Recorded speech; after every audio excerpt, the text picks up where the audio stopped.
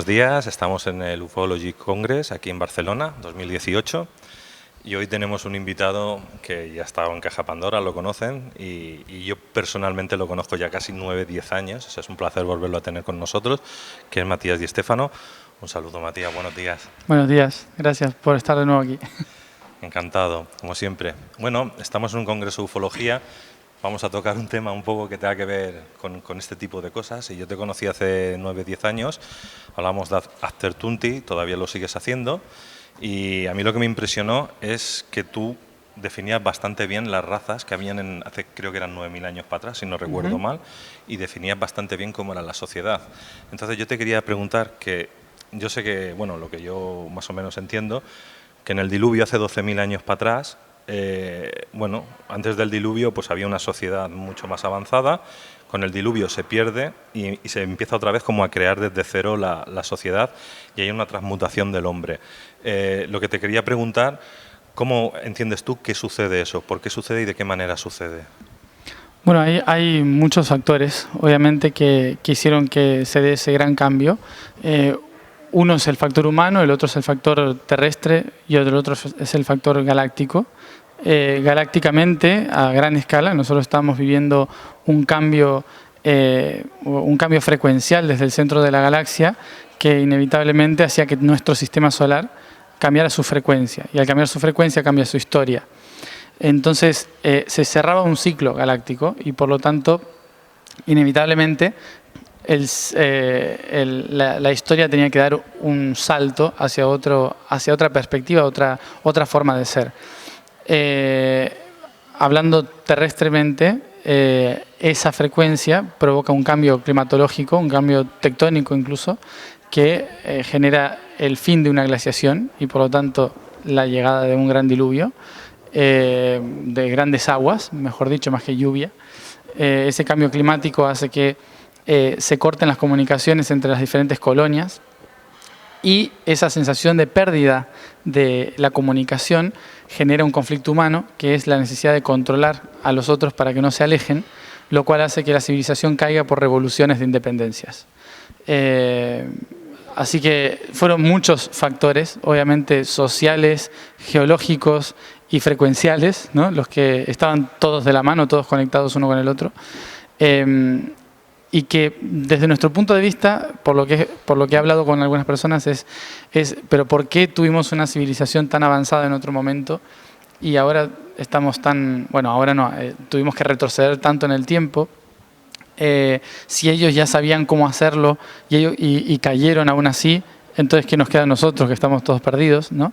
Y la verdad es que en ese momento, o sea, hay que tener en cuenta una verdad, y es que el universo no evoluciona con una tangente hacia arriba, sino que evoluciona por ondas de frecuencia.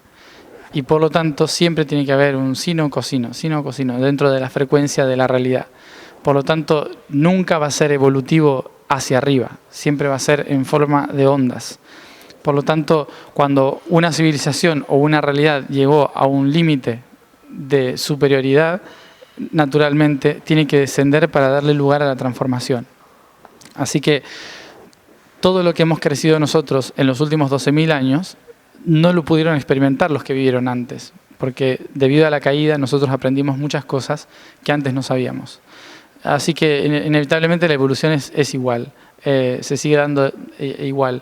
En relación a esto, que estamos en el Congreso, una vez escribí un diálogo en una reunión de hace 12.000 años en que todavía había extraterrestres con nosotros, no con todo el mundo, pero sí en ciertas clases sociales, en el cual se nos explicó, esta gente nos explicó justamente esto, de que no nos desesperemos, que esto es un proceso totalmente natural y que lo único que teníamos que hacer era respirar profundo y dejarnos los mensajes para que cuando volvamos a exhalar en la creación de nuevo, nos volvamos a reencontrar. Y bueno. Ya que estamos en un congreso de ufología, yo creo que la gente que está al otro lado, lo primero que te preguntaría, ¿esas razas quiénes podían ser, cómo eran, de qué tamaño, no sé, lo típico para saber un poco con quién nos mezclábamos en aquella época? Pues las más cercanas a nosotros, yo les llamo los azules. y los azules en realidad provenían de la constelación de Arcturus, que hoy le llaman Arcturus, y que son muy parecidos a nosotros. O sea, son más parecidos a lo mejor a un escandinavo que un mediterráneo, obviamente, pero en sí son personas que pueden pasar por humanos, que incluso seguramente todavía hoy viven entre nosotros algunos, y que no te darías cuenta de que son de afuera, ¿no? Tipo como yo. Claro.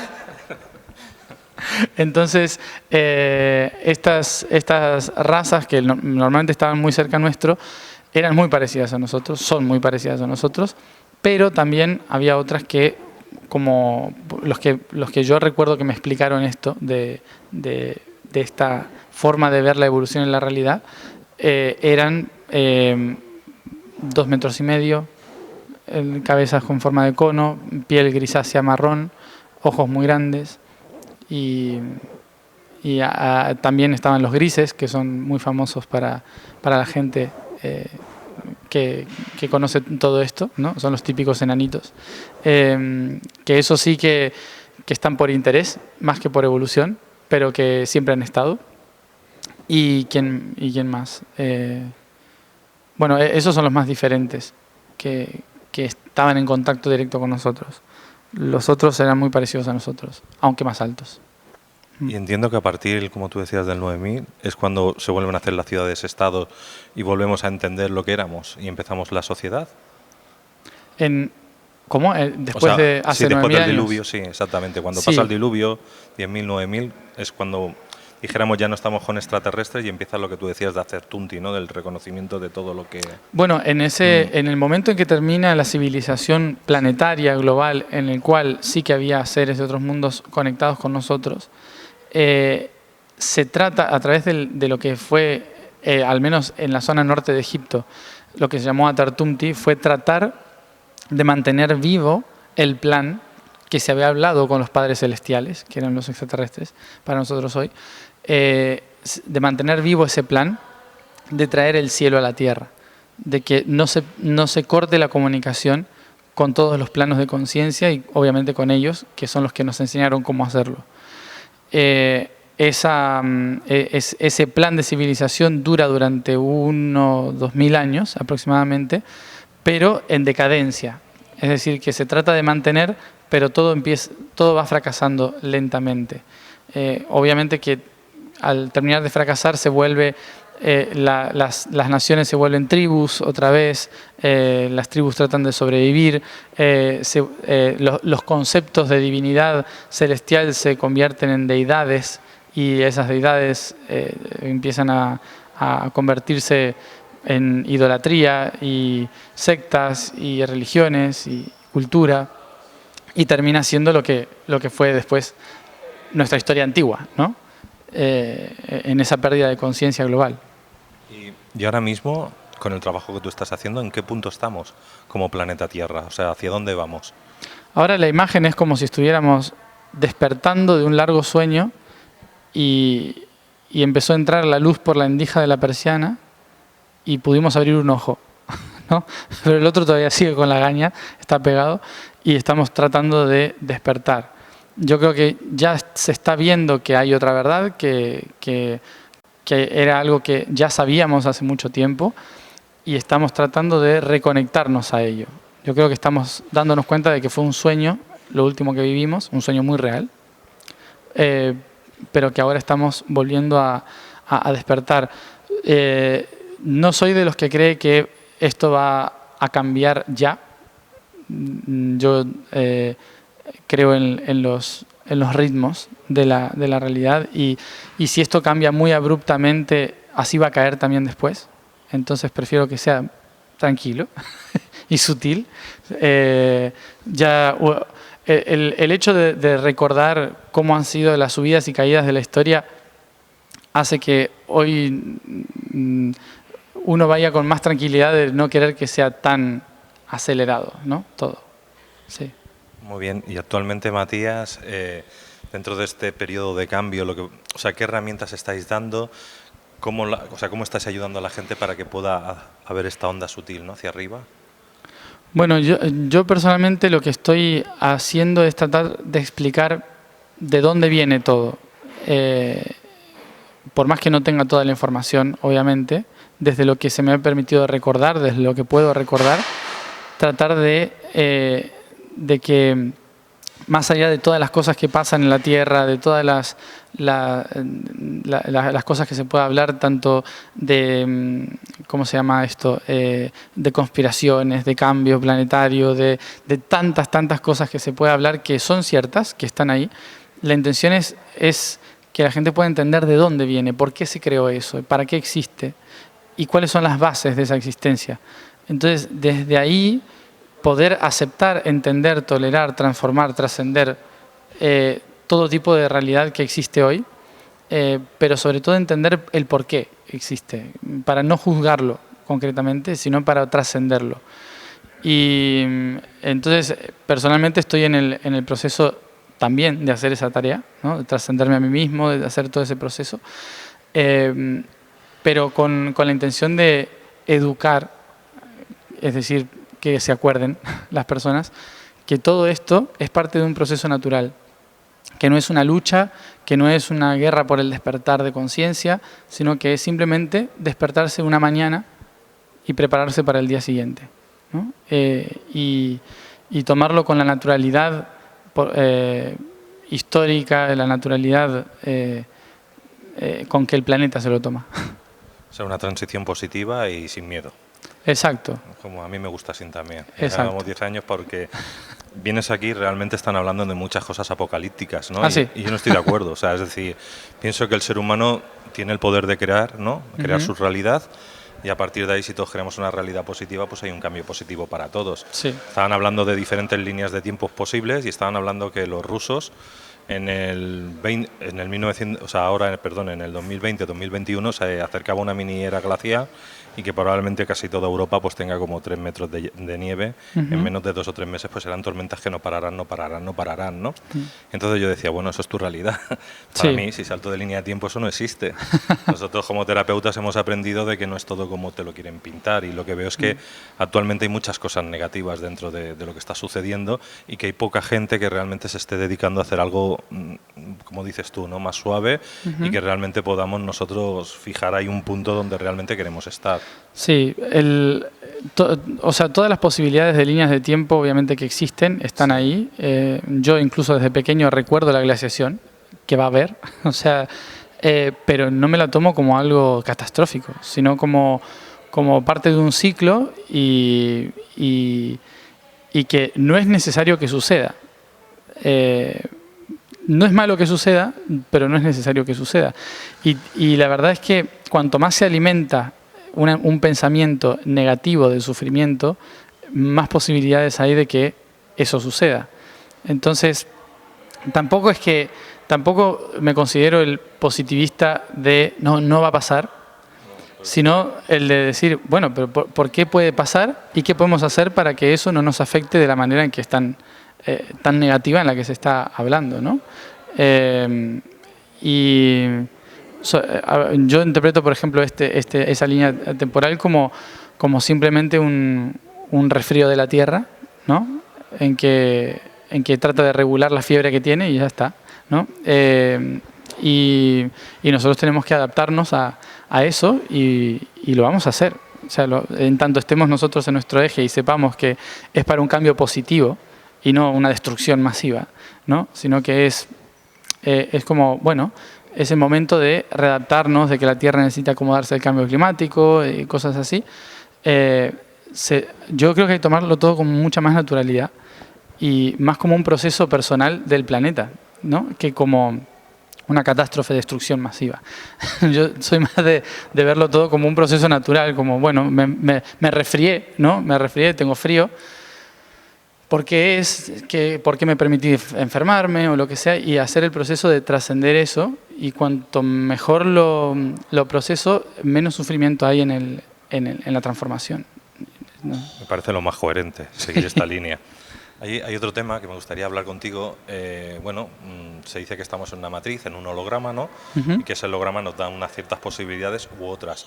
Me gustaría que me explicaras cómo entiendes tú el holograma que existe en el planeta, cómo funciona, y hay gente que quiere salir. Si es posible salir o no es necesario salir. ¿Qué es lo que ves tú ahí? Yo describo que este holograma o la red, ¿no?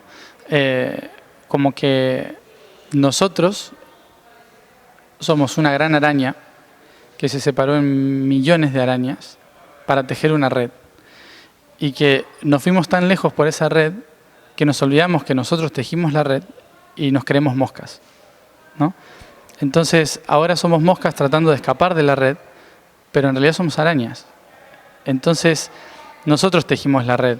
No nos podemos escapar de nuestra propia realidad. Nosotros somos la red. Entonces, ese holograma es nuestra propia proyección. Si yo lo veo como una cárcel, va a ser una cárcel. Si yo lo veo como una herramienta de creación infinita, es una creación infinita. Es simplemente un cambio de percepción. La realidad es un holograma, claro que es un holograma. Es un holograma de proyección cuántica de un solo punto proyectándose en millones de puntos que no existen, sino que están aquí haciendo la apariencia de que está aquí para que el ser único, el yo soy que somos todos, podamos experimentar todas las opciones de nosotros mismos. Y para mí es fascinante eso. O sea, no es una cárcel. Yo no lo veo como una cárcel, lo veo como wow. O sea, que tenemos tanta capacidad de creación que incluso podemos sentir lo que no existe, ¿no? Yo lo veo como, no lo veo como algo negativo, estar aquí, estar en la red, lo veo como que estoy pudiendo sentir y disfrutar aquello que una vez solo estuvo en mi mente y que ahora lo puedo sentir. Y para mí es fascinante. La sensación que me produce el encierro es haberme olvidado que yo lo creé y creer que lo creó otro para mí. Es solo eso. Luego, nosotros somos una especie de inteligencia artificial, biológica, ¿no? Sí. Física, actualmente, aunque somos etéricos, pero ahora estamos creando inteligencia artificial que piensa por sí misma. Sí. Entonces estamos creando un universo dentro de un universo. Sí. Y la cosa se complica. Sí. ¿Aquí qué pasa con esto entonces? ¿Se nos escapa de las manos? Nosotros obviamente en el inicio de la historia de la materia fuimos un diseño gestado por la oscuridad, que no es mala.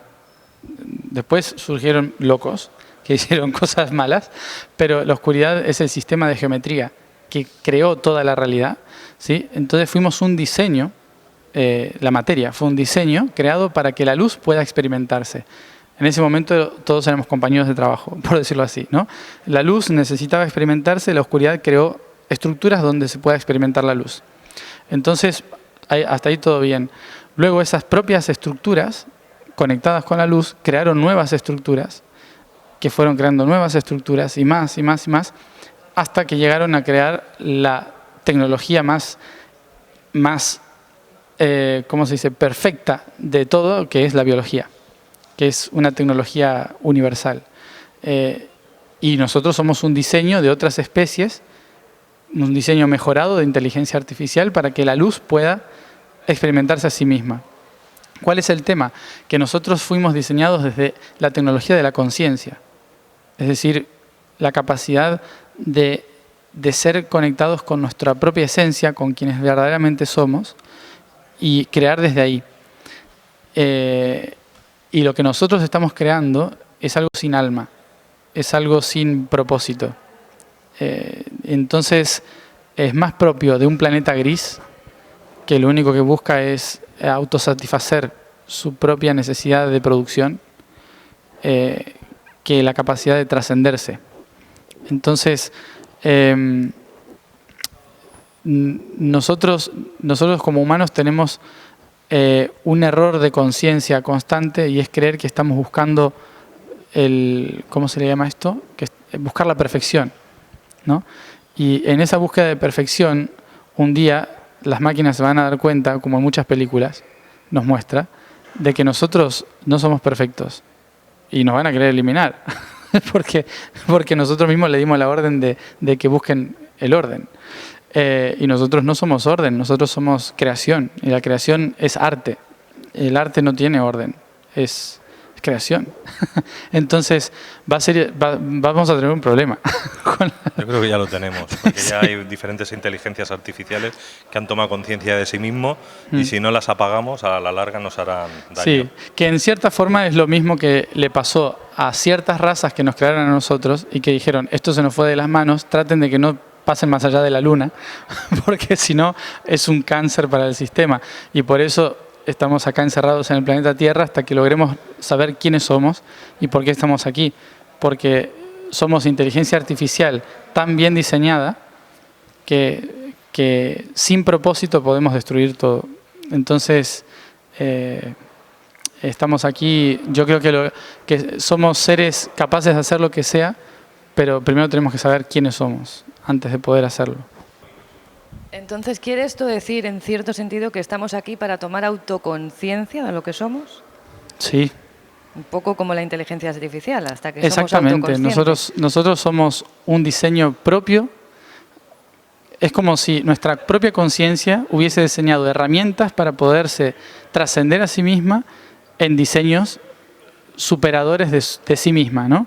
Entonces, a la larga, la evolución y la biología son una especie de tecnología que para mí tecnología viene del griego techné, que significa belleza, no máquinas, ¿no? Sino arte. Somos arte vivo y el arte no tiene límites.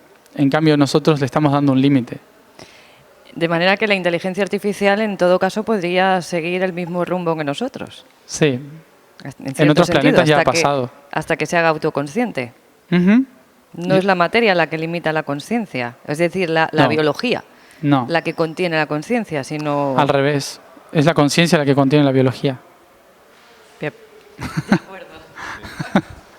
Bueno, me gustaría saber, tú que has estado en Egipto, Uh-huh. yo sé que según qué pirámides pueden tener una función diferenciada, ¿no? Uh-huh. Para ti, exactamente esas pirámides o diferentes tipos de pirámides, sobre todo las que están en Egipto, ¿qué función han tenido o tienen actualmente?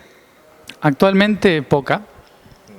Yo las describo como ordenadores con el Windows del 98. O sea, hay que hacer una actualización constante.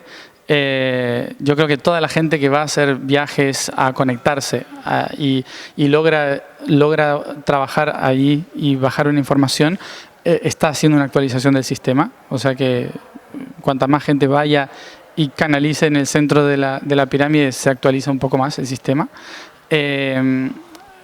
Son en sí tecnología capaz de traer toda la información de la red y plasmarla en la materia, ¿no? Son antenas, computadoras gigantes, por decirlo así. Creadoras de holograma. Uh-huh. ¿Y qué antigüedad crees que pueden tener las de Giza, por ejemplo? Las de Giza tienen unos 12.000 años. 12.000 años. ¿Más para atrás en el tiempo no? Hubo más viejas e incluso había una anterior, más grande, que estaba ahí y se utilizaron sus bloques para construir otras. O sea, tienen alrededor de 12.000 años porque fueron construidas en el periodo previo a la desaparición de Atlántida, previo a la gran catástrofe. ¿Y la gente cuando va a los templos, qué se tiene que encontrar o qué tiene que trabajar?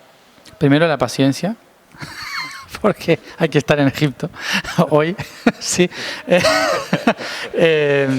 Yo creo que hoy Egipto es un país que te pone a prueba tu centro espiritual, porque llegar a la pirámide es atravesar mucha impaciencia.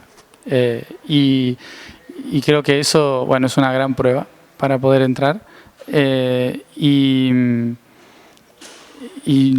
Obviamente lo que se tiene que encontrar ahí, lo que tiene que lograr hacer ahí es olvidarse de quién es, olvidarse de todos los preconceptos que uno tenga sobre la pirámide, sentarse en el centro y dejarse llevar por la pirámide.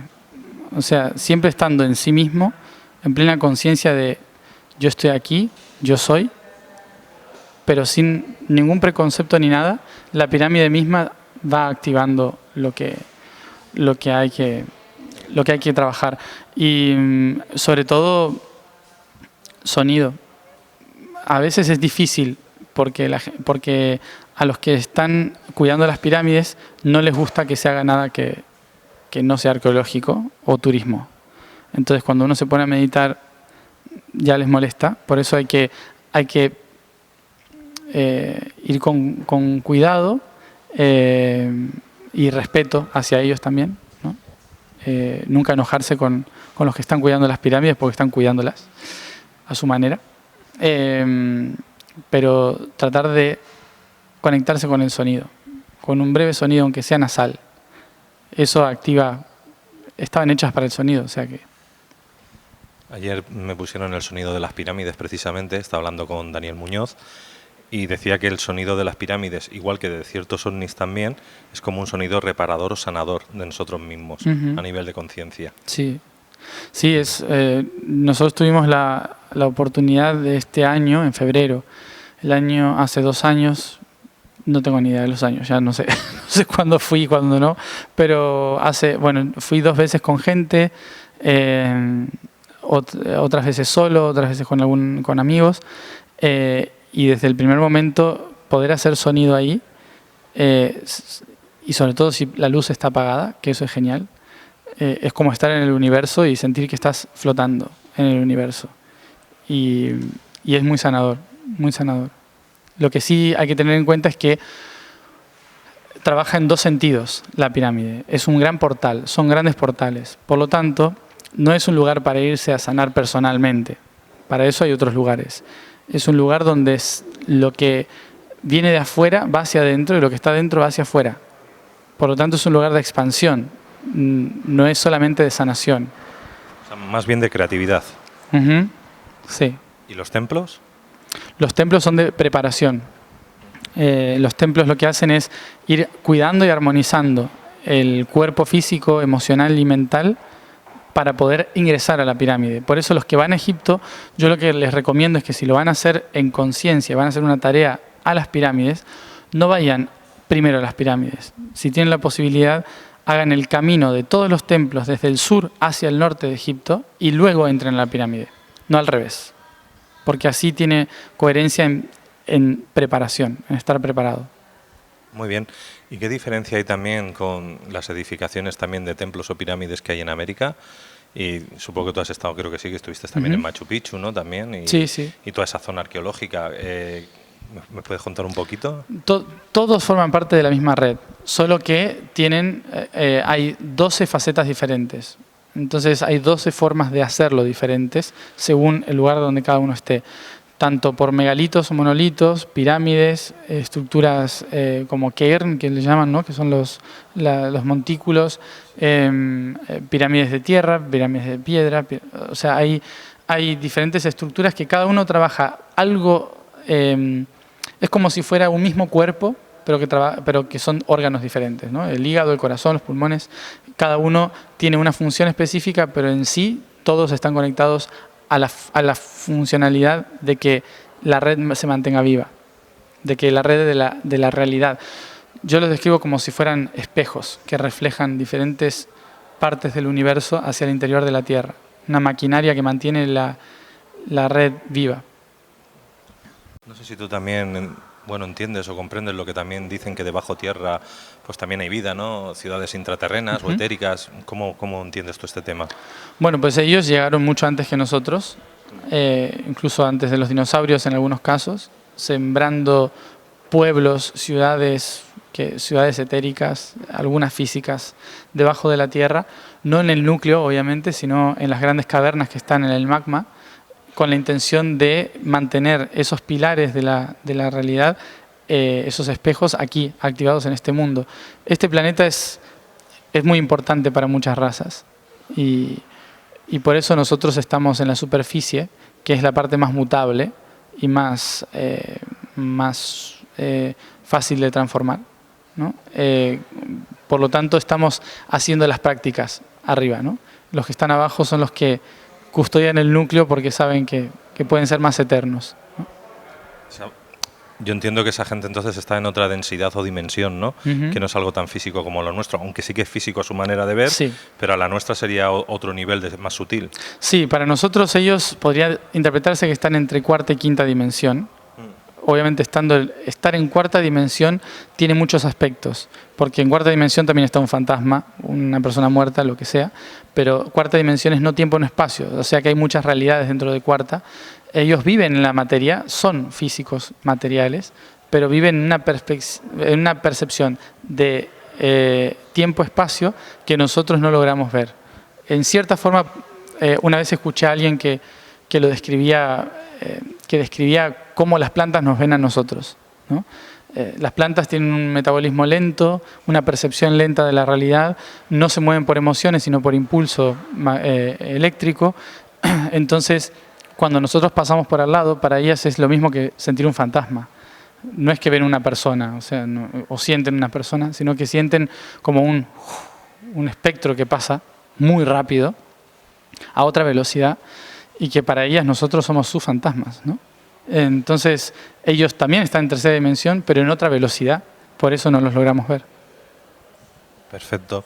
Y ahora ya, para ir cerrando, si quieres, me gustaría un poco que nos comentaras qué está por venir de Matías, cuáles son tus nuevos proyectos, pero también me gustaría saber un poquito, que nunca, supongo, lo mismo no te lo han preguntado, pero en Argentina, ¿qué podemos encontrar, ¿no? Porque tú eres de allí, das la vuelta al mundo, pero en tu tierra, ¿qué hay? ¿Qué podemos ver? ¿Qué podemos ver de qué? O sea, me refiero a nivel arqueológico, bueno, yo sé que hay gente que va a Córdoba, al tema ufológico, Sí, en cuestión de ufología, bueno, sí. Capilla del Monte es como el top de lo top de ufología, ¿no? E incluso espiritualidad también, se unen las dos cosas.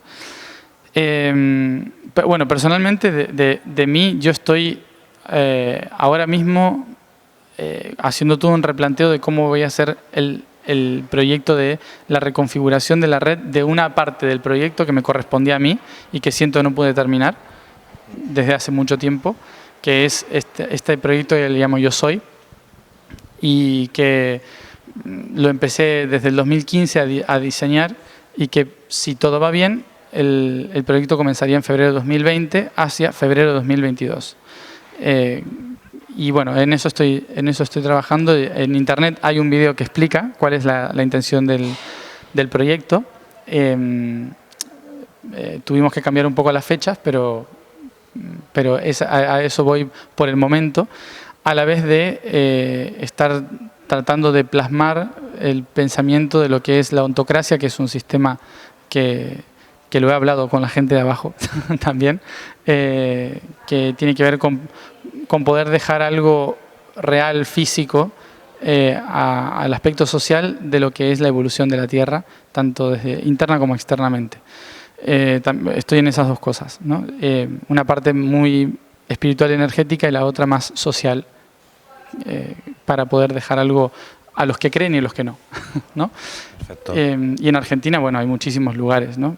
Pero es un territorio que no tiene tanta historia ancestral, y por eso mismo se puede hablar de que es un territorio que puede ser bueno generar algo de cero, empezar de cero. Así que, más que nada eso.